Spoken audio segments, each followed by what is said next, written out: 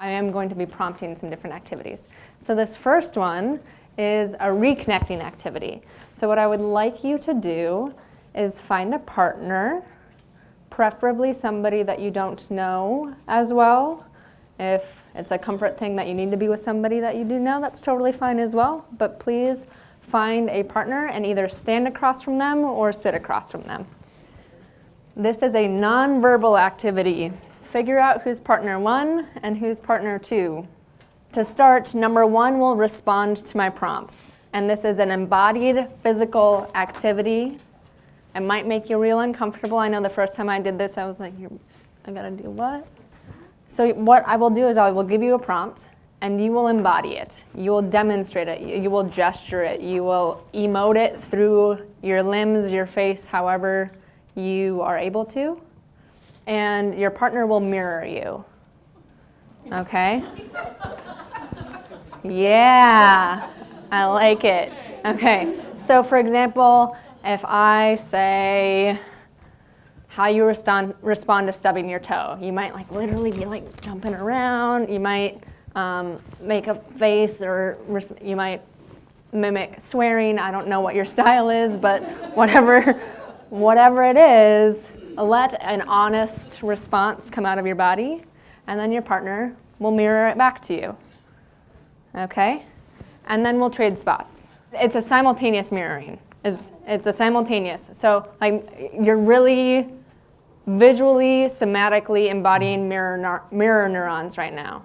So one person expresses it, and the other person stays with them. Okay? Your evening routine on a Friday.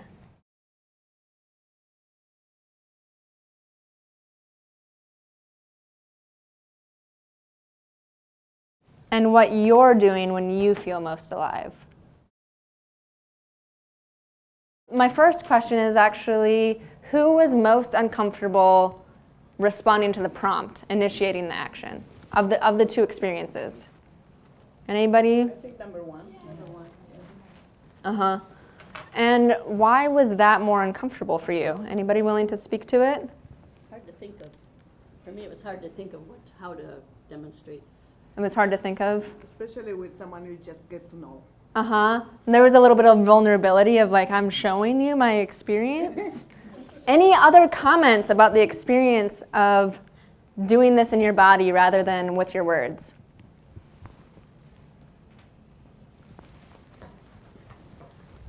I think that's why it was hard to think of what to do, because we just go through those motions without being mindful or aware of what we're doing. So you can think in your head like, well, this is what I do when I get home, but what does that look like, or how do I act that out? How was it to feel somebody else's experience in your body as you mirrored it?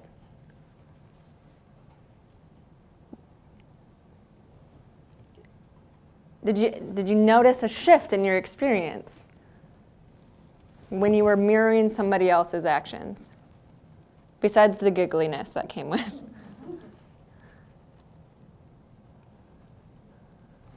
Just in being conscious to try to really observe what they were doing and feeling kind of cautious to mirror it without misrepresenting or something. Yeah, thank you. I appreciate that. This can really highlight how prone we are to miscommunication, right? Like even if I'm doing the exact same thing, is what my body feels what your body is actually feeling? Right? Am I actually understanding what you're trying to relate?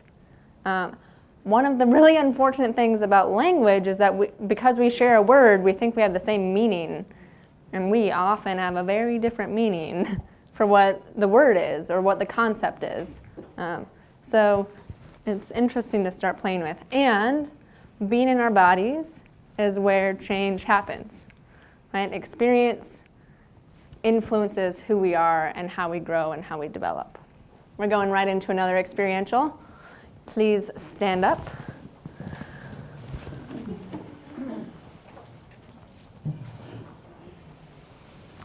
This is a 3-ish part experiential. So the first part, you have two things that you're responding to. Walk or stop. Any questions? Okay, pretty simple, right? So walk.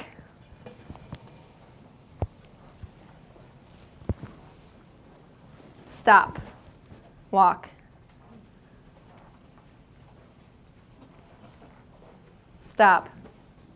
Stop. Walk. Walk. Stop.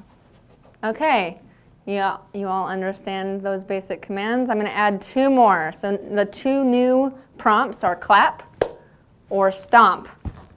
I don't have shoes on anymore for self-care reasons, so you couldn't really hear that. But so you now have four things that you may respond to. And I know that stop and stomp kind of sound alike, so I'll try to enunciate for you. Clap. Walk. Stomp. Keep walking. Clap. Clap, clap. Stop. Stomp. Stomp, stomp. Walk. Clap. Clap, clap. Stomp, stomp. Good. Okay, go ahead and stop. So now it's going to get a little bit funky. So walk and stop now mean the opposite. When I say walk, you stop. When I say stop, you walk. And clap and stomp mean the opposite. So when I say stomp, you clap, and when I say clap, you stomp.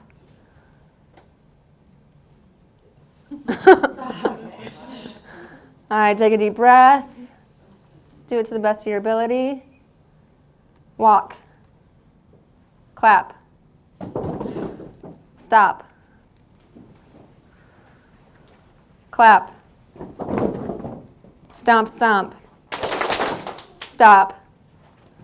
Ooh, good. Stop. Clap. Walk. Stomp, stomp. Stomp, stomp. Walk. Clap. Good. Go ahead and go back to your seats. Experience shapes who we are, and the more we experience something, the more ingrained it is, right? So it took effort to have a different experience with something that you have so well practiced, like walk and stop and clap. Right? Those are like 4K sort of things that we work with, right? And it is an embodied experience of the brain and how the brain works in our nervous system and in our bodies. There's a famous quote by Donald Hebb that neurons which fire together wire together. So your body knows that the word walk means move my legs, right? That it's an arbitrary word, but it's wired with an action. It's wired with an experience in your body. When it comes to trauma and the experiences of trauma and the things that get wired together, we are working with a lot of different things. So I'm not going to spend a lot of time on this because I want to get to some of the other content this afternoon, but the brain impact of trauma is on the gray matter. So that part of that means that it reduces how much your brain connects to other things, connects to planning, organization, those executive function things that we value so much in school settings can be reduced and impacted. We have seen that trauma, especially long-term trauma or extreme types of trauma, will impact the corpus callosum, meaning that the middle part of your brain that helps communicate between the hemispheres is reduced. And part of that has to do with the fact that the axons, the part of the neurons that communicates, that sends the signal, loses its myelination. It loses its action in sending those messages because your brain is more concerned with survival than with some of those other types of communication. That information of trauma, especially after freeze experiences, gets locked in our amygdala most of the time. And our amygdala is our emotion center. Much of our amygdala is actually on the right side of our brain. So, going back to EMDR, I kind of hinted at EMDR as a modality for trauma recovery earlier. The bilateral experience of EMDR can help stimulate the bilateral communication in the brain and encourage that communication, that information to be processed more than just in the amygdala. When that starts happening, people start to be able to process it differently. They start to understand it, they start to notice different things, they start to be able to make meaning in a way that they can integrate and come back to being a whole person. There's lots of different therapies that can do that. What I would say is that regardless of whether it's TFCBT or EMDR or somatic experiencing, one of the primary features in all of those is the relationship. It is that holding, nurturing, supporting relationship where somebody is witnessing you saying, I'm here with you even while it gets mucky. The hippocampus is our memory center, and memories can be really intense from traumatic experiences. Flashbacks are part of the symptomology of it. The hippocampus is the part of the brain that sits right on top of the amygdala. And it actually uses memory to keep the amygdala in check. So one of the things that I was taught as a therapist is that being a therapist is like being an external hippocampus for somebody else. And parenting is a lot like that too. Because kiddos, their brains aren't developed yet.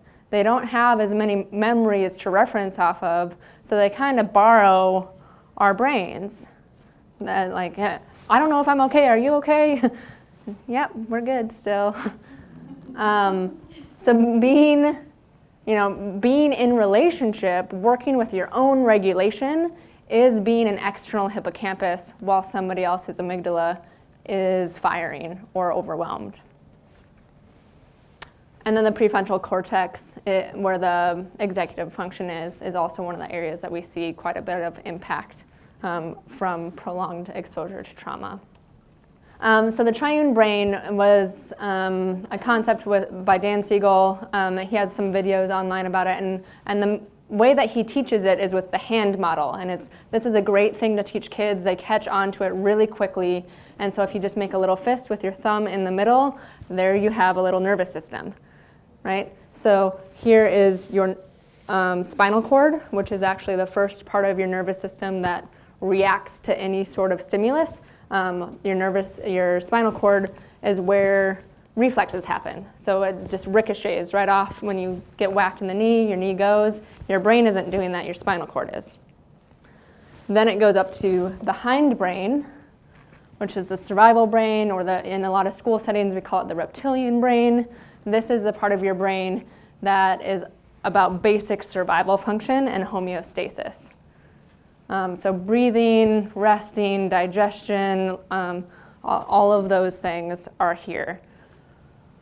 This part of your brain is like a thermometer for how your nervous system is doing, because if your breath suddenly, your breath is regulated by that part of your brain and is telling you, okay, something is impacting my survival sense, something like my regulation is being impacted right now.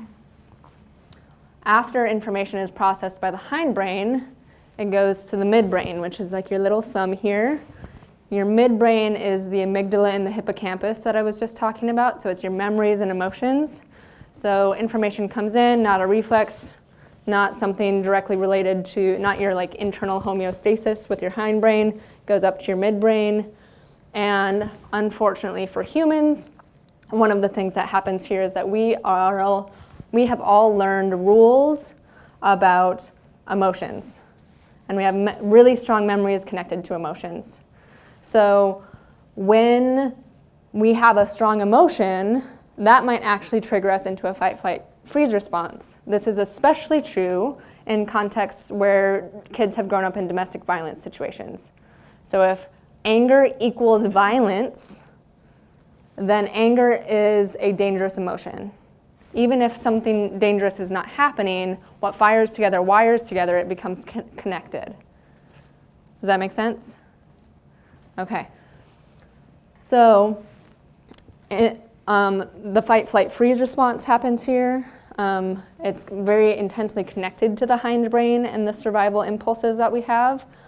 In the case that information continues to go up into the prefrontal cortex, which is your fingers on the front of this little hand model, that is when you process it, you use logic, you use planning and strategy and those things, again, that are very, very valued in our society and prioritized and sought in school settings especially. But what happens when we experience trauma or when we experience a trigger about trauma is we flip our lids. We go, woo, no longer have that prefrontal cortex. So planning, executive function, the thing, logic. You know, anybody tried to argue with somebody who wasn't using any logic? Right? It's not there.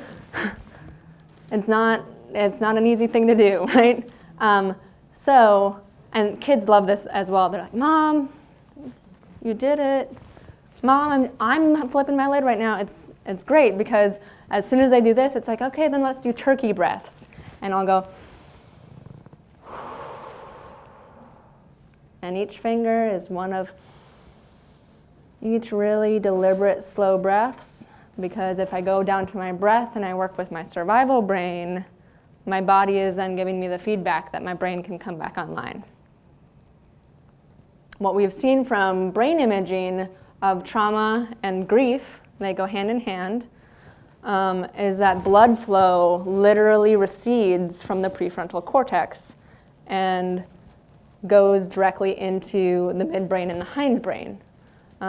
So after I lost my brother, I had an experience of, wow, I have to go back to my house like 8 or 9 times to make sure that I have everything. Like, I forgot my keys. I don't have my backpack somehow. It was just this, like, I could not remember things that I thought were automatic. And I would misplace things a lot. For the first time in my life, I was locking myself out of my car. It was just a lot of feedback from my body that I just neurologically could not do it.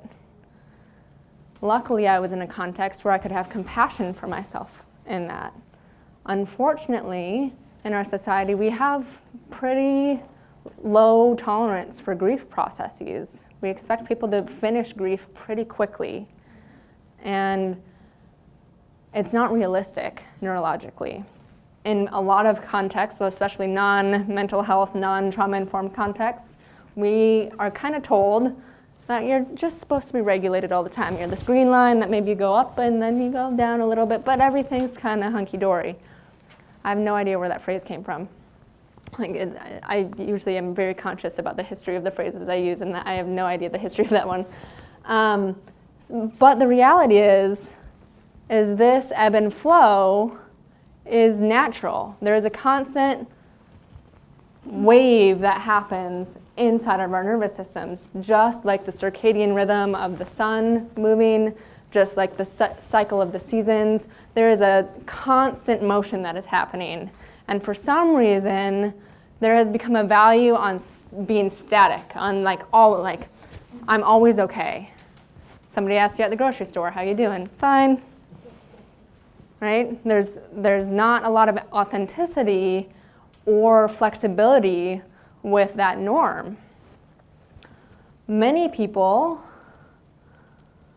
experience more like this yellow line, where they flirt with the edges with various different things. So for example, this yellow line might be somebody who has a hard time waking up in the morning and maybe presses snooze like 6 or 7 times. They're just on that edge of waking up, and then they get their caffeine and they're like, woo, ready to go. And they might have a little caffeine crash a little bit later.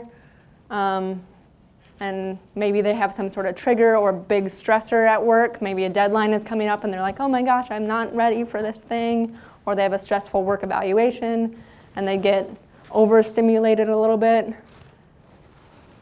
The great thing about this yellow line is that even though there's moments of dysregulation, this person is staying within their zone of proximal development.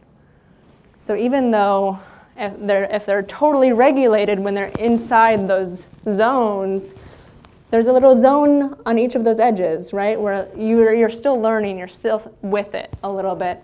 So when we stay with those states, we're growing. Or at least we have the opportunity to grow and expand.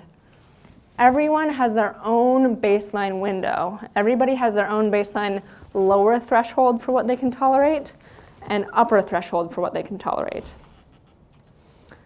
So for me, my window has changed over time. And at this point in time, my lower threshold is probably really low, like it goes deep into that, send me all the depressed clients. Don't actually, but I can sit with depression and sadness and grief, traumatic grief, works for me. I can be there with people and still be regulated as far as those signs of regulation on that sheet where I'm present, I'm clear-headed, I feel competent, I'm with it, right? But I don't necessarily have as high of a threshold for the hyperarousal symptoms for various reasons. One of that is, probably has to do with the particular type of traumatic grief I have from my brother, but the rest of it actually has to do with socialization. That when I was a kid, if I got too excited, I was told not to be, very clearly, and sometimes harshly, because now that I look back on it, my dad had auditory sensitivity difficulties, and when we got too loud, it would totally blow his system because his ears couldn't tolerate it. But the message to me was, don't get too big, don't get too big, don't get too big, don't have too big of, even if it was a positive emotion, too much pleasure was also an issue. So does that make sense? The window changes based off of your resources. So that's my baseline window where I can go real low and I can I've worked on having a moderate upper threshold, but I have a limit to how much I have grown there, right? But on days where I haven't slept for more than 3 hours for 3 days in a row, I might be a little bit more like this, where my window is squashed. And those are the moments where I'm I don't know why I'm responding like this, but I am anyway. Anybody have those? This isn't usually an issue, right? Those are the days, and that's information. It's information about how resourced we are in that moment. Often when we're working with trauma, it looks more like this red line, where somebody wakes up from a night terror and they go straight from being unconscious to totally overstimulated. Maybe in this case, this person has some strategies for being it's not real, I'm in my bed, I'm orienting to my space, and they come back down, but then often they'll crash again pretty quickly, right?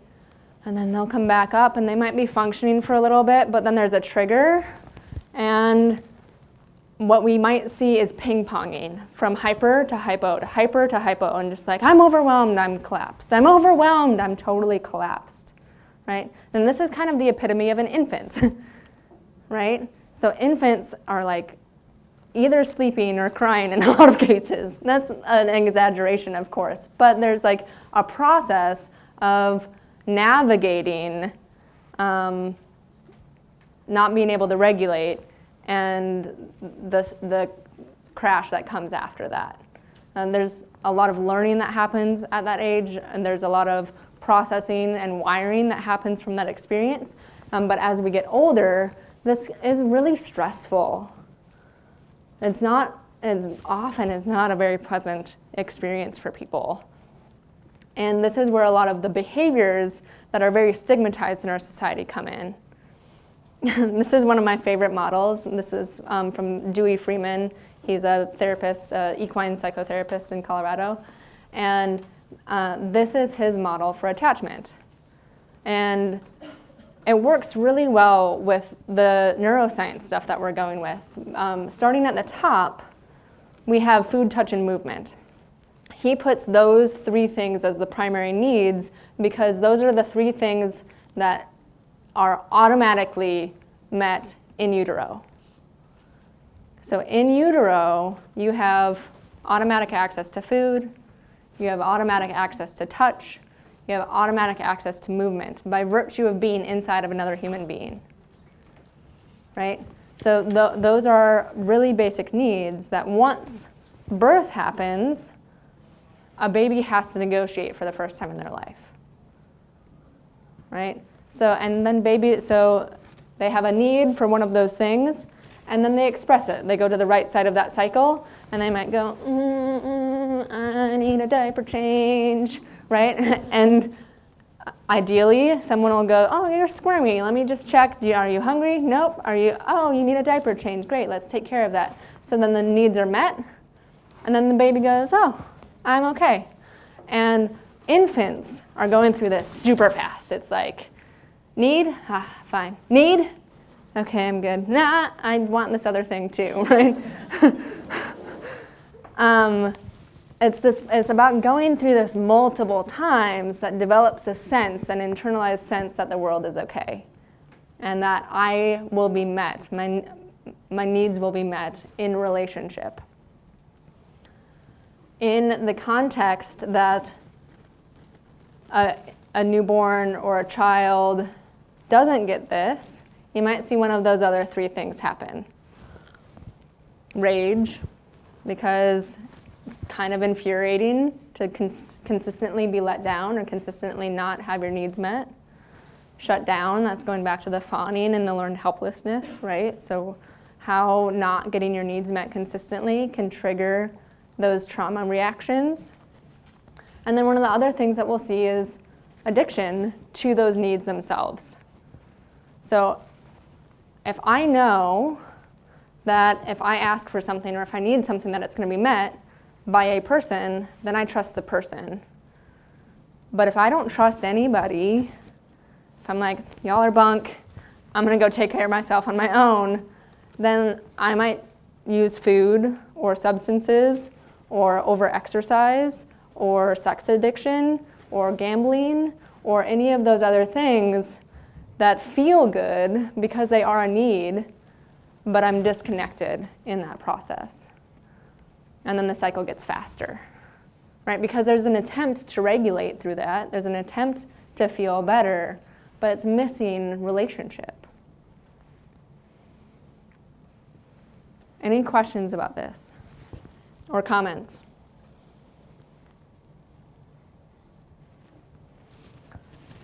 This is a model for parent-infant attachment, but the reality is, as far as orienting to space and developing safety in relationship, we're kind of always doing this with everybody.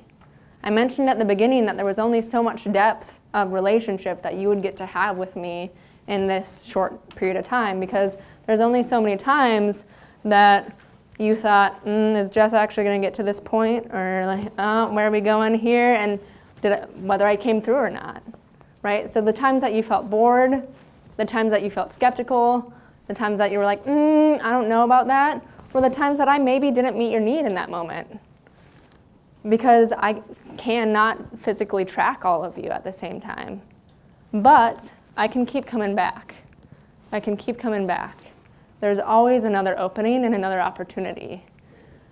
We are constantly figuring out trust and safety in every single relationship. It's through this process of self-regulation, through this process of self-reflection, that we expand our capacity for pain, that we expand our capacity for the inconvenient and uncomfortable, and we hold ourselves through it. And the more we hold ourselves, the more we can stay regulated even when the people we work with are not or cannot be regulated themselves. Because as we stay consistent in that, they get to go through that trust cycle. They get to go, I have a need, it's met. I have a need, it's met. And then they might have a moment where they're like, really scary that you meet my needs because nobody's met my needs and I really don't want to trust that and that might be too much, right? And then you're like, that's cool too, I'll be here. The more that we hold ourselves, the more that we can hold other people that we work with. the more that they can learn to hold themselves and the more that they can show up for their kids. That is where the sustainability in this process comes in, is in the constant practice of relationship with self so that I can show up in relationship with other. Most often when we talk about trauma, we talk about physical and emotional danger as the threats to our nervous system, the things that make us go, danger, danger, danger. However, there are these 3 other ones that have been identified. So one is the unknown, right? The unknown can be really stressful for people. This is why kids who struggle with transitions get super dysregulated with them. And what happens when you make the unknown known and they're like, oh, this is what that transition is going to be and we're going to do this, and then, okay, got it, I'll do that. Right? This is why I am explicit at the beginning about my underlying assumptions for the training. Being explicit, making the unknown as known as possible, can support the wiring of our brains, can support this coming online where we're like, I feel safe enough, I can think through this, I can process, I can solve problems. So that when we're faced with the unknown in a real way, that it's like, this is an unknown and I can't figure it out, we might have a little bit more tolerance for it. Because there's things that we don't know, right? So when a kid goes, what's happening? I don't know what's happening. How are we going to do it? Coming in and being like, I don't know, but let's figure it out, right? Modeling that, like, okay, it's unknown and it's scary, and that's okay that it's scary, and we're okay still. Incongruence. This is a big one. This is a really, really big one, and it might be like the focus of the rest of my career, I think, because we are so good, especially as adults, about being incongruent. It's going back to that, how are you doing today? I'm fine. Right? Or in more exacerbated situations, it's like, why are you so angry? I'm not angry. Right? Okay, so there's that resistance, there's that information again about what's happening in somebody's nervous system. Gives us some clues. Incongruence is often one of the most prevalent things in addiction situations. It's very difficult to be congruent about your emotional and cognitive experience and to be present when you're in an altered state. It's nearly impossible. Incongruence is a big part of domestic violence situations. It's that cycle of going like, we're totally okay, explosion. How did this happen? How did we get here? Right? Kiddos are really, really good at cueing in to incongruence. And it's kind of infuriating for adults sometimes because they're really good at pointing out what we're hypocritical about. And we don't want to be hypocritical, right? Our self-perception is like, I'm consistent, I'm solid, I'm good. And then it's like, why are you doing this thing? I don't want to look at that. No thanks. Right? So incongruence is crucial because if the environment, thinking back to like the evolution of our brain, if the environment changes, right? If you are walking, birds are chirping, everything's hunky-dory, and then it's silent, that incongruence is an evolutionary tool for us to know something's off here. Something doesn't feel right. I need to be paying attention. And whether that is because all the birds are flying away because there's a tsunami coming, or whether that is because there is a predator nearby, right? It's information about how to survive. And then the last one is shoulds. This one is huge as well because I don't know about you all, but I'm really good at judging myself. I am my best critic, or worst, depending on how you want to look at it. Right? Shoulds are a literal sense of othering. So when somebody says, you should have known better, it's like, okay, but I didn't. There's an incongruence there and a judgment there. And when the judgment is there, there's a fear of whether we'll recover or not. Can we repair? Can we come back from this? So when it comes to resilience, there are several things that help us recover from trauma, but also mitigate the likelihood of symptoms from trauma. There's various research about these, and I would like to hear from somebody, hopefully who hasn't been talking as much, about how you see these resilience and protective factors show up in your work. There's so many ways. Like I'm working at them, like they're all connected. They're all connected is one, yes. Yes.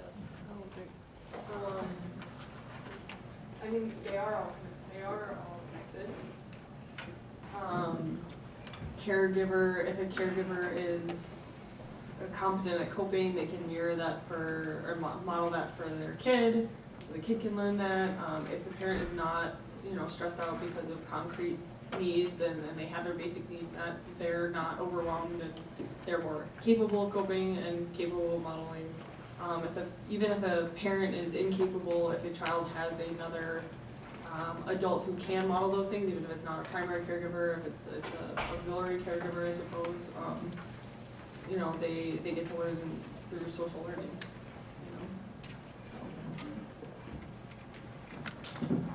So in the context of being a service provider working with youth, it helps, like considering these things helps me to not take things personally and be able to continue providing services in a qualitative manner without being affected as much by all the things that my clients are going through.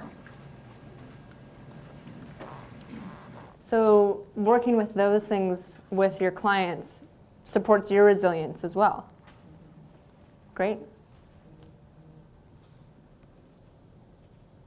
Any other comments? These are pretty straightforward, but like how they show up in your workplace will vary. I have the term regulating interventions on these next three things, partly because I'm a therapist, but really it just means like these are the things that support resilience. These are the things that we can build and offer either in our work environment, because if it's in our work environment then we show up better, or explicitly when we're working with people. So play. And play is so important. There's been laughter in this room today. I guarantee you're going to remember more and feel more about this presentation because you laughed, because it helped you integrate, because it changed the hormones moving through your body that help your brain remember things. So whether it's games, whether it is dance, whether it is music, play is crucial for the resilience for children and for adults. A big part of why play therapy is popular is because it's been demonstrated that children process and learn through play. So they do something, they experience something at home, and then they're given an opportunity to play, and they're like, it's time to go clean your room, right? I'm guessing that they heard that somewhere else, right? They're processing it, they're making sense of it, they're practicing it, which helps them build their neurons around it and what it means to them. So the more that we play, the more that we find openings with kiddos and between the kids and their parents or caregivers to be able to respond to whatever distressful things are coming up, because it'll show up in the play too. This can be a really tender area for some parents because it can bring up a lot of grief. So for parents or caregivers who didn't have somebody who played with them, or who didn't have somebody get excited about the things that they were creative with, showing up for play might trigger things that aren't processed yet. And that's where the holding comes in again. It's okay, that's really hard, and we're gonna do that, and what supports can we do? How can we keep I see you trying. It's okay that you're sad, and let's try again. Keeping coming back, because it's not, the issue is not the rupture, right? And that it's unfortunate that trauma is as pervasive as it is. In an ideal world, we wouldn't need to shatter in order to reintegrate. But the repair process is really where the wholeness comes back in. Force begets resistance, whether it's as benign as a little finger trap or me just, what do you want to do? Does anybody else want to punch me? You're not there yet? Right? But notice, the more I push, notice what happens with her body. Notice how it leans in, how it adds to the brace. Right?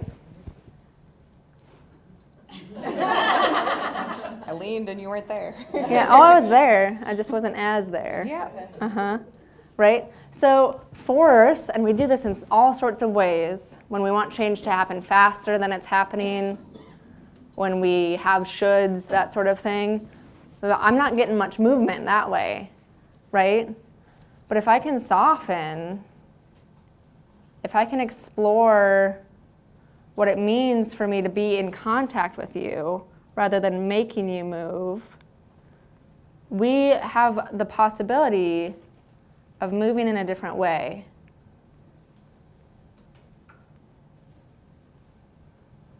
And it might be slow work. It might not be in the direction that you first were looking for. But all of a sudden it's together, instead of me just trying to make a decision for her.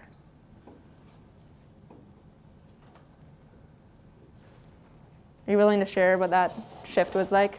Yeah, it just was much more like calm and in tune versus just like so like butting heads. So yeah, it's not so abrasive. Yep. Thank you. Yeah. In order for me to move Neely, I had to soften. Vulnerability is softness. It's engaging with self. It's being tender. It is the birthplace of wholeheartedness, as Brene Brown refers to it.